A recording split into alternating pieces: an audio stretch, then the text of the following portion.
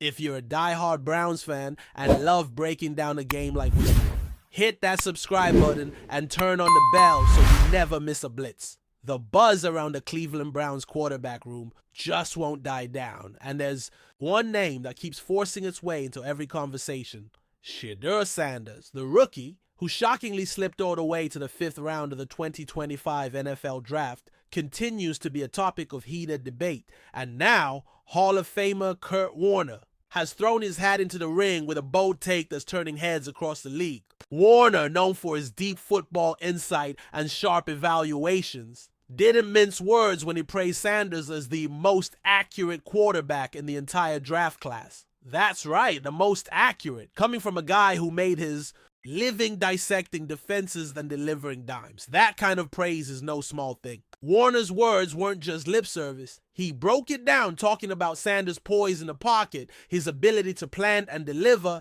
and how when everything aligns, that ball goes exactly where it's supposed to. And yet, despite this glowing review, Shedeur's draft day tumble to the 5th round still looms large, raising eyebrows and sparking debate. How does a quarterback with such technical polish and tape that impressed one of the greatest passers of all time get passed over by every team multiple times? It's the kind of storyline that feels ripped from a sports documentary. The undervalued, talent fighting against a narrative, stepping into a crowded quarterback room with everything to prove. Warner didn't shy away from acknowledging that Sanders has work to do. No rookie is perfect after all, but he stood firm in his belief that Shedeur wasn't just a hidden gem. He was a misjudged one.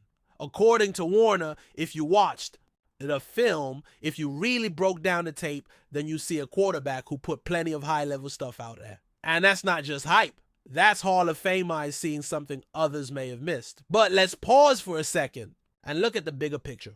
This Browns QB room, it's unlike anything else in the league right now. 4 quarterbacks, all with wildly different stories, styles, and stakes. You got Joe Flacco, the 40-year-old veteran who's seen it all and still has enough left in the tank to make you wonder.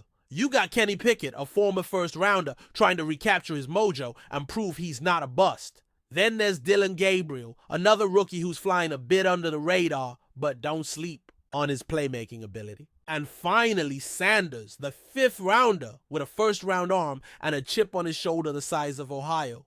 This isn't just a QB battle. It's a war of narratives, a clash of generations, and a test of talent, preparation, and raw will. And, honestly, it might just be the most intriguing quarterback competition in the NFL heading into the 2025 season. Kurt Warner's comments add fuel to the fire. When a guy like Warner speaks, people listen. And what he's saying is that the Browns may have stumbled into something special, not in the flashy headline-grabbing way that comes with a top 5 pick, but in the quiet, dangerous way that creeps up on teams and surprises everyone. Warner's evaluation focused heavily on mechanics, timing, and accuracy, traits that often separate good quarterbacks from great ones. He pointed out how Sanders delivers the ball with precision when he's comfortable, and how that trait alone makes him a dangerous weapon if the Browns can build the right system around him. That's the kind of quarterback who can thrive under pressure, convert on 3rd down, and move the chains consistently. The kind of quarterback who doesn't just manage games, he wins them. Still, Warner wasn't blindly optimistic. He made it clear that Sanders, like every young quarterback stepping into the pros, has his hurdles. The speed of the NFL game, the complexity of defenses, the mental grind.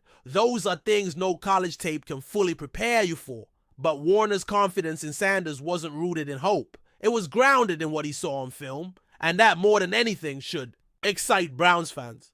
Because when a Hall of Famer says a rookie looks like the most accurate QB in the class, that's not just hype. That's a challenge. A challenge to the coaching staff, to the front office, and to Sanders himself to live up to that potential and maybe even surpass it. The kind of challenge that could redefine a franchise. What's especially compelling is how Warner's take contrasts with the broader narrative that surrounded Sanders during the draft process. Critics pointed to his college competition, his mobility under pressure, or questioned whether he could adapt to NFL-level complexity. But Warner blew all that off the table with one core belief: the tape doesn't lie. And he's right. When you isolate the noise, cut through the bias, and just watch, Sanders shows flashes of elite level play. Not just the big throws, but the reads, the quick decisions, the calm under duress. These are the hallmarks of a quarterback who, with the right development, can become a long-term starter. Maybe even more than that. And you better believe the rest of the league is watching. Because if Sanders turns out to be the real deal, every team that passed on him multiple times is going to have some serious explaining to do. This isn't just a diamond in the rough story anymore. This is about a player who had the tools, the production, and the bloodline, let's not forget who his father is, and somehow still got overlooked. That stings for him, no doubt, but it also sets the stage for something poetic. Imagine Sanders earning the starting job in Cleveland, leading the Browns to wins, and proving every single doubter wrong. That's the kind of arc that turns players into legends and locker rooms into believers. As for the Browns, this moment is critical. They've got a rare chance to turn an underdog into a franchise centerpiece. But it won't be easy. Flacco's experience, Pickett's pedigree, and Gabriel's fire will all test Sanders from day one. The coaching staff has their work cut out, not just in choosing the right guy, but in building an offense that amplifies his strengths. Warner's insight may influence that decision. After all, his take isn't just noise, it's informed, analytical, and rooted in quarterback fundamentals. If the Browns lean into that, give Sanders the reps he needs, and let him learn fast, we might see the beginning of something special in Cleveland. Something nobody saw coming, except maybe Kurt Warner. And that's the beauty of football, isn't it? One moment, a guy's sliding down the draft board, cameras catching every painful second. The next, he's being praised by Hall of Famers and fighting for a starting job on a team that could really use a spark. Shedeur Sanders might not have had the draft moment he dreamed of, but he's got something even more powerful now. A story, one filled with grit, talent, and a chance to rewrite every doubt that ever trailed him. Whether or not he wins the starting job in 2025 remains to be seen, but one thing's for sure, this isn't the last time we'll be talking about Shedeur Sanders. Not even close. Enjoying the content so far? Smash that like button and drop your take in the comments. We want to hear what you think about the Browns this season. It's official, folks. The NFL just got a whole lot more exciting, and the AFC North, it's looking absolutely stacked. Justin Jefferson, one of the most electrifying wide receivers in the league, is taking his talents to Cleveland. That's right. The Browns have landed the biggest fish in the wide receiver market, and they're not playing around. Pairing Jefferson with Deshaun Watson creates what can only be described as a super offense, and fans in Cleveland have every reason to start dreaming big. After years of disappointment, near misses, and a whole lot of heartbreak, it finally looks like the Browns are going all in, ready to build something special. This isn't just a flashy signing. This is a statement move. The Browns are tired of being the punchline. They're ready to become the powerhouse. And adding a game changer like Jefferson. That's how dynasties begin. Now let's talk about what Justin Jefferson brings to the table. Because this guy isn't just good. He's elite. Since being drafted by the Minnesota Vikings in 2020, Jefferson has been nothing short of spectacular. He redefined the standard for what a young wideout can do in today's NFL. We're talking about a player who not only consistently racks up over 100 yards a game, but does it with jaw-dropping routes, insane separation, and hands like glue. This man catches everything. Deep balls, contested throws, quick slants. He's a quarterback's dream. And now he's paired with Deshaun Watson, who's looking for redemption and a shot at proving he's still among the league's elite.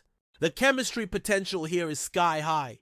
Jefferson isn't just a weapon, he's a nuclear option. He changes the way defenses play the game, and now every DC in the AFC has a new headache on their hands. Deshaun Watson, who came to the Browns amid controversy and high expectations, now finally has the kind of top-tier receiver he's never had before in Cleveland. While Amari Cooper has been solid and Elijah Moore flashed at times, Justin Jefferson is a different breed. With Watson fully healthy and finally settled into Kevin Stefanski's offense, we could be looking at a career renaissance. For those who forgot what Watson did back in Houston, leading the league in passing yards without a reliable offensive line or WR1, this might just be the perfect storm. He's got mobility, a cannon for an arm, and now a receiver who can make a 5-yard drag route turn into an 80-yard touchdown. This combination, it's what Madden players dream of. The only question left is, can this duo live up to the hype when the lights are brightest? Cleveland's front office deserves a ton of credit for pulling this off. General Manager Andrew Berry knew the pressure was mounting. After all, they gave up a king's ransom for Watson, and the results so far? Let's just say they've been underwhelming. But with Jefferson in the fold, it feels like the Browns are finally putting the right pieces around their quarterback. They didn't just grab a star, they grabbed a star. A player who can single-handedly take over games. A guy who demands double coverage and still gets open. More importantly, they're sending a message to the locker room and to the fan base. We're done rebuilding. We're done being patient. We're going for it now. And in a division that already features Joe Burrow, Lamar Jackson, and a rising Kenny Pickett, the Browns just ensured they won't be left behind in the arms race. Let's not forget what this means for the rest of the Browns offense. Nick Chubb, when healthy, is still one of the most dominant running backs in the game. Defenses now have to decide, do we stack the box to slow down Chubb, or do we play back and try to contain Jefferson? Either way, somebody's going to eat. David Njoku at tight end. He's going to find mismatches all over the field now. Slot.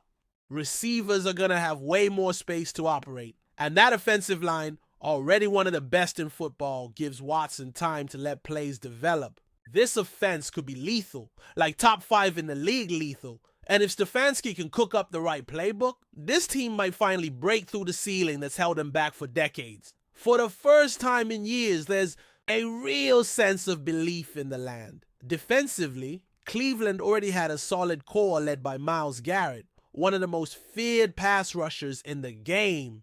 So what does this Jefferson move mean for the defense? It means less pressure. They don't have to carry the team anymore. They don't have to be perfect every week, because now the offense can put up points in bunches. That takes a lot of stress off the defensive unit. And let's be honest, complementary football is how teams win championships. The Browns were often asking their defense to win games 13-10 or 17-14. That's no longer the case. With Jefferson on board, the Browns can go toe-to-toe with the best offenses in the league. Shootout with the Chiefs, bring it. Primetime duel with the Bengals, let's go. Cleveland has the firepower now. They've got the swagger, and they're coming for the crown. From a league-wide perspective, this changes the power dynamic in the AFC. Kansas City, Buffalo, and Cincinnati have dominated the headlines for years. But don't be surprised if the Browns start stealing some of that spotlight. The media is going to start paying attention. Primetime games, playoff buzz, maybe even MVP chatter if Watson and Jefferson hit it off early. This move forces every contender to reevaluate. Because if Jefferson plays like we know he can, and Watson returns to form, the Browns aren't just playoff hopefuls. They're legit Super Bowl contenders. That's not hype. That's reality. And you better believe the AFC North just became the most competitive division in football. Every single divisional game is now must-watch TV. Burrow versus Watson, Lamar versus Jefferson, Garrett versus Jackson. This is the golden era of AFC North football, and the Browns just threw gasoline on the fire. Now let's talk about the fan base. Cleveland fans are some of the most loyal, passionate, and, let's be honest, long-suffering fans in all of sports. They've endured decades of mediocrity, bad draft picks, worse coaching decisions, and heartbreak after heartbreak. But through it all, they never gave up. And now, they're finally being rewarded. Justin Jefferson isn't just a big-name acquisition. He's a symbol of hope, a sign that this team is ready to win now. You can already imagine the scenes at First Energy. Stadium, thousands of fans in Jefferson jerseys, the Dawg Pound going absolutely berserk after a 50-yard bomb. There's a different energy in the city today. You can feel it, you can taste it. And for once, it doesn't feel like false hope.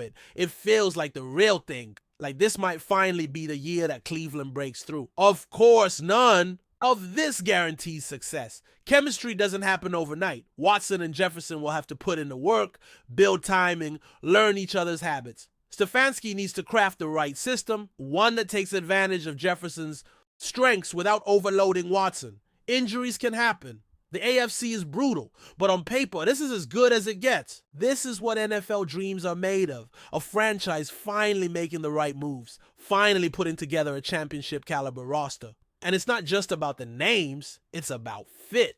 Jefferson fits what Cleveland needed, like a glove. The Browns finally have an identity. They're fast, fearless, and ready to fight. This isn't the same old Browns. This is a new era. And if everything clicks, they're not just going to make noise. They might just make history. So, buckle up, Browns fans. The Justin Jefferson era has officially begun. There's going to be highlights, there's going to be fireworks, and there's going to be expectations. And then big ones. But that's what happens when you go from underdog to alpha. This isn't about surviving anymore. It's about dominating, about rewriting the narrative, about turning heartbreak into glory. Jefferson and Watson have the chance to become one of the most dangerous duos in football. And if they do, Cleveland will never be the same. The NFL better be ready. The Browns are coming. And this time, they've got the superstar firepower to back it up. Let the new chapter begin. Dawg Pound, stand up. It's your time. Thanks for riding with us on another Browns Blitz. If you liked the video, share it with a fellow fan, hit subscribe, and ring that bell so you're always part of the Dawg Pound conversation. Go Browns!